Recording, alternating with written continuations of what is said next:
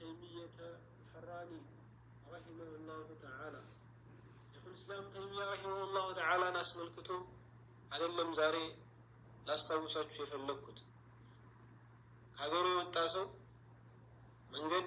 يقباسو ويم رقوا يعلسو يبدأ بمصاحف يفلقال لمن لم يودعشو وندموچو يدين وندموچو يدينوتوچو ለቤተሰቦቹ ለእናቱ ለአባቱ ወዳጆቹ ደብዳቤ መጻፍ ይፈልጋል እና ደብዳቤ እንዴት እንደሚጽፉ አይማዎች ዑለማዎች የዲን ሰዎች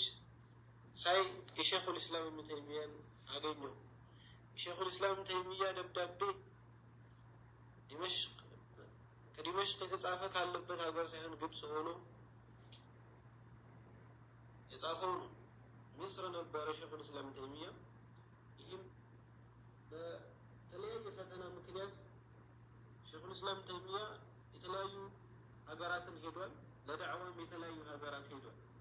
ከነበረበት ከሶሪያ ወይም ደግሞ ከሻም ወደ ምስር ከመሄዱ በፊት ሻም ታስሮ ከዛም ወደ ምስር ሄዷል ከምስር ምስር ውስጥ ቢያንስ 4 ጊዜ የታሰረ እየተፈታ አንዴ 1 ወር ከ8 ወር አንዴ 8 ወር አንዴ 6 ወር እየታሰረ ተፈቷል እዛም ሆኖ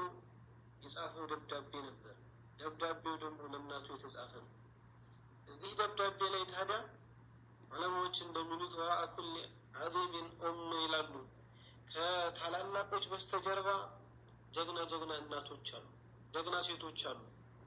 ይሄንንም የሚያንጸባርቅ ነው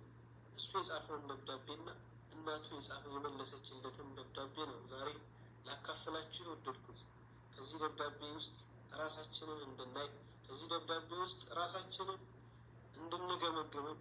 እምነትም አቂዳም ምንም ጉዳይ ላይ ሰዎቹ ምን አይነት እንደነበሩ መንሐጅ ሰለፍ ላይ የነበሩ አይሞች እንደናይበትም ይረዳል ይሄ ደብዳቤ የሼኹ الاسلام ተይሚያ ደብዳቤ መጅሙዕ አልፈታዋ 28ኛው ሙጀለድ ከገጽ 48 እስከ 50 የሚገኝ ይሆናል ከዛ በፊት ግን ሼኹ الاسلام ተይሚያ መቼም ለሱና ሰው ማስተዋወቅ የሚታወቅን ነገር መግለጽ ነው የሚታወቅን ነገር መግለጽ ደግሞ ትንሽ ይከብዳል ከሚከብዱ ነገሮች መካከል አንዱ የሚታወቅን ነገር መግለጽ ነውና ሼኹ الاسلام ተይሚያ ሱኒ የሆነ ሰው ያውቀዋል ሼኹ الاسلام ይለዋል እንዲሁ ግን ሼኹ الاسلام አልሆነም ወንድሞቼ እህቶች انا تقيا